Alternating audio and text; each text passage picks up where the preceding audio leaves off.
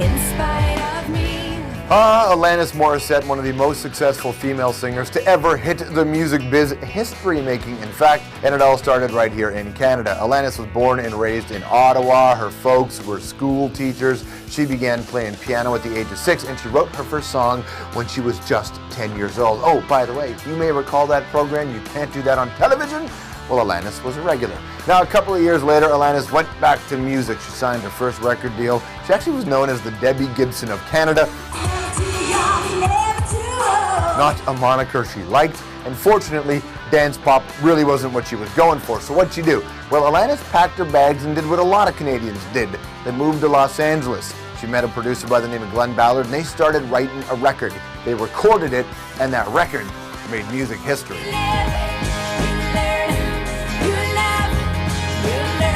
Jagged Little Pill became the best-selling international debut album by a female artist. It is currently the 10th best-selling album of all time. It's sold an astounding 30 million copies. 30 million.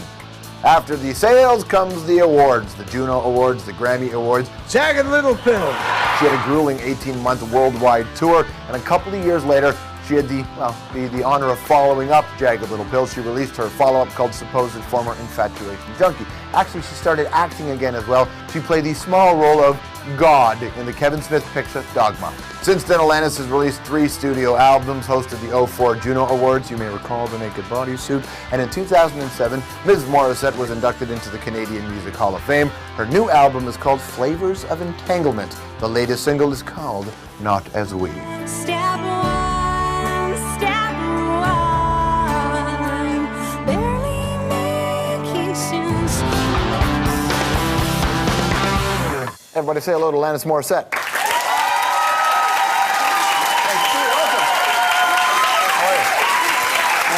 Was it good? Yeah, great.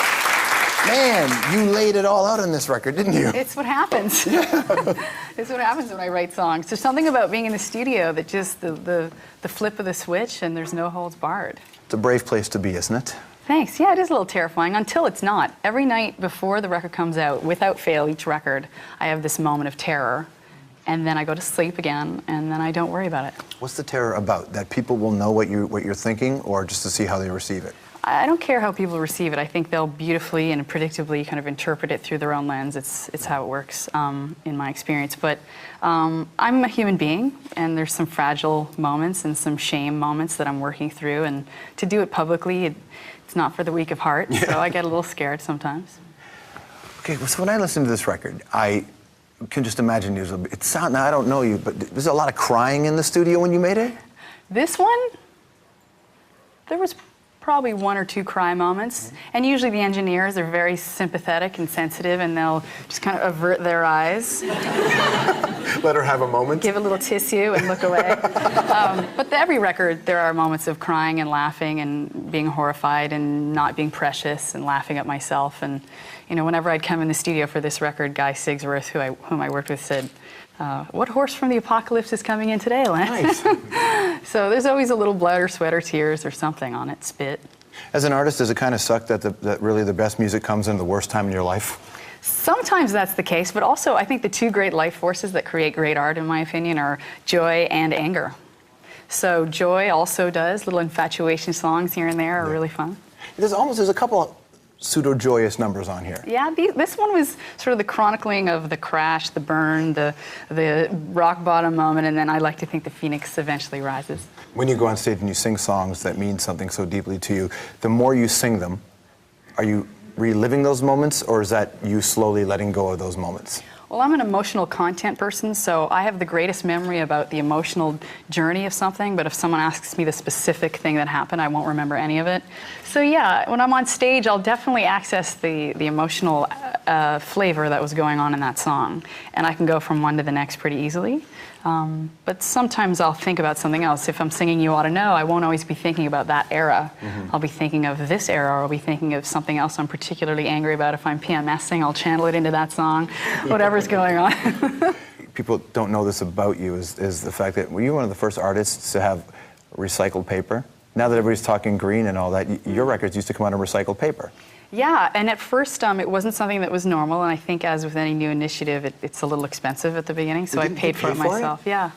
And there were a lot of things we do. We run as best as we can, run our buses on biodiesel, we recycle, use recyclable batteries when we can, and little things here and there.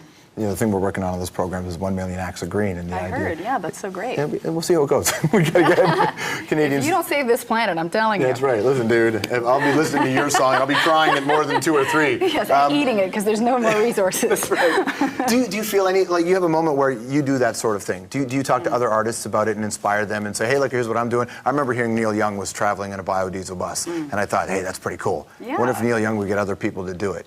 I think when people hear about it, they might be influenced. Artists and, fragile, sensitive artists in general, we all have huge egos, so we don't like being told what to do. But we all influence each other, of course. What's your 1 million act of green? What are you going to do? What am I going to do? You need to save the world. You're the one with the records. What do I do? Well, I recycle at home. The thing I haven't really done, which I'd like to do, and I will commit to it here in front of you and God and everyone, is composting.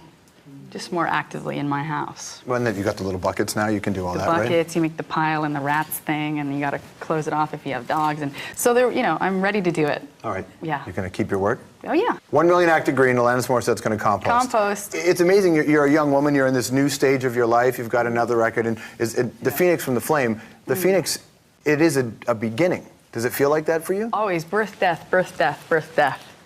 That's everything that happens is temporary for me. Some of them are longer moments of temporariness, but everything's temporary.